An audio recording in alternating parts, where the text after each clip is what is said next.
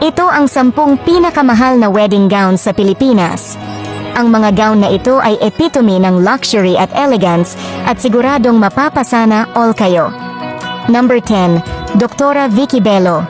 Ang kanyang blush pink couture gown kay Michael Cinco ay nagkakahalaga ng... Sa number 9, Aramina, with her Leo Almodal gown with 1 million pesos. Napupuno ito ng Swarovski crystals. Number 8, Solen Hosaf. Ang laced gown niya ay gawa ng isang Israel-based designer na si Lee Heton at nagkakahalaga ito ng 1.2 million pesos. Si Solen ay ikinasal sa bansang France. Sabi nga ng designer ni Solen na siya daw ang pinakamagandang bride na tinahian niya. Number 7, Tony Gonzaga. Ang kanyang gown ay gawa ng sikat na international designer na si Vera Wang at ito ay nagkakahalaga ng 1.4 million pesos. Number 6, Camille Prats. Camille's beautiful wedding gown ay gawa ni Patricia Santos at nagkakahalaga ito ng 1.5 million pesos.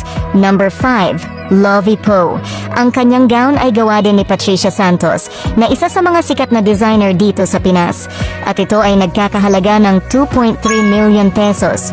Si Lovie ay ikinasal sa England at sobrang elegant din ang gown niya na parang royalty na rin siya. Number 4, V. Cortez.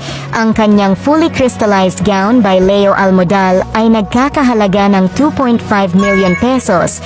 Pareho sila ni Aramina ng designer na pamangha niya ang mga netizens dahil napakaganda ng gown niya na napuno ng Swarovski crystals. Number 3, Anne Curtis. Ang kanyang gown ay gawa ng sikat na designer na si Monique Luelier at ito ay nagkakahalaga ng 2.8 million pesos. Ang gown na ito ay may full skirt at sweetheart neckline beneath the lace overlay na talagang prinsesa ang vibes ni Anne sa kanyang gown. Number 2, Heart Evangelista. Ang wedding gown niya ay gawa ng Dubai-based Filipino designer na si Ezra Santos at ito ay nagkakahalaga ng 2.8 million pesos. Si Ezra Santos ay designer din ng mga Hollywood celebrities gaya ni Lady Gaga. At number 1, Marian Rivera. Ang gumawa ng gown niya ay si Michael Cinco at ito ay nagkakahalaga ng 3.1 million pesos.